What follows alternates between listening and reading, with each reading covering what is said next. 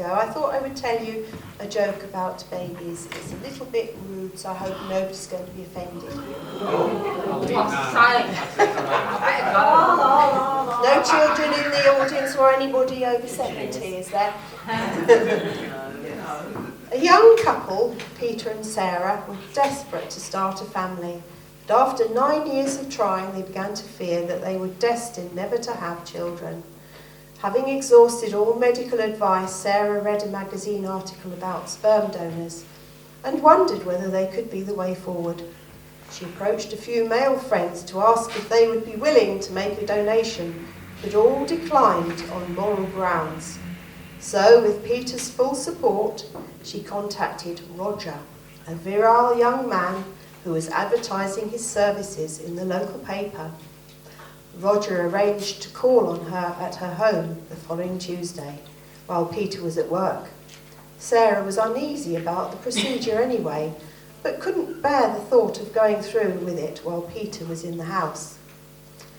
On that same Tuesday, a photographer, let's call him Mike, happened to be calling door to door in the neighbourhood. He called at Sarah's house and she answered the door, expecting a visit from the sperm donor. "Good morning," said Mike. "You don't know me, but I've come to..." Yes, I know," she interrupted. "There's no need to explain. Come in. I've been expecting you." "Oh, really?" said the virile young man, thinking that his flyers through the neighbourhood doors had paid off.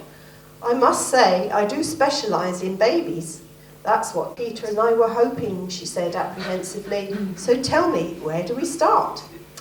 "Well, I usually try a couple on the bed, one on the couch and a couple outside in the garden. That always works for me." "I see," replied Sarah. "No wonder Peter and I haven't had much luck. If we try several different positions and I shoot from 5 or 6 different angles, I'm sure you'll be satisfied with the results." Let's try not to be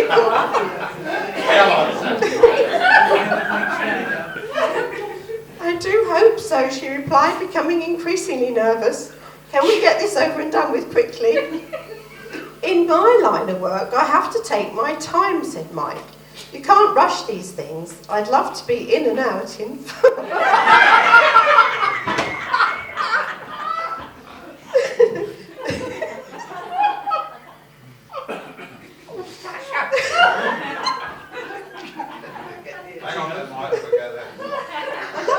I'd love to be in and out in 5 minutes.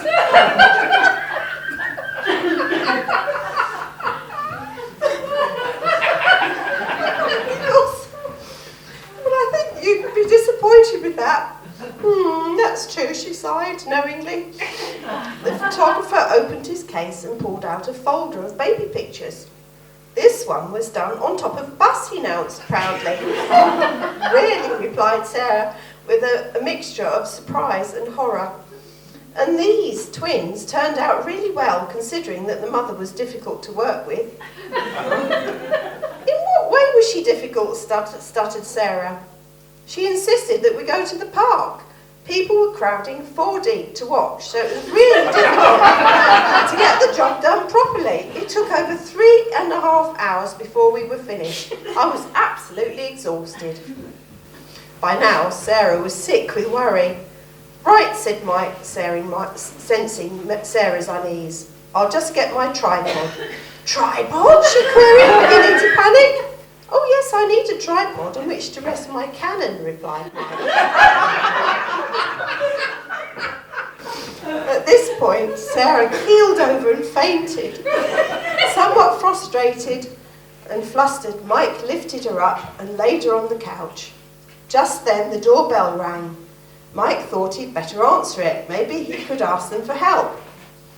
"Hello," said the stranger at the door. "I've come to see Sarah. Is she ready for me?" "You'd better come in," said Mike. "She's on the couch." "Are you her husband?" asked the young man. "Oh no, I'm the photographer," explained Mike.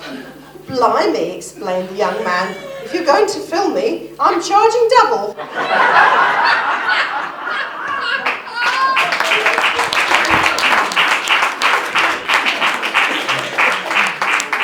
Thank you.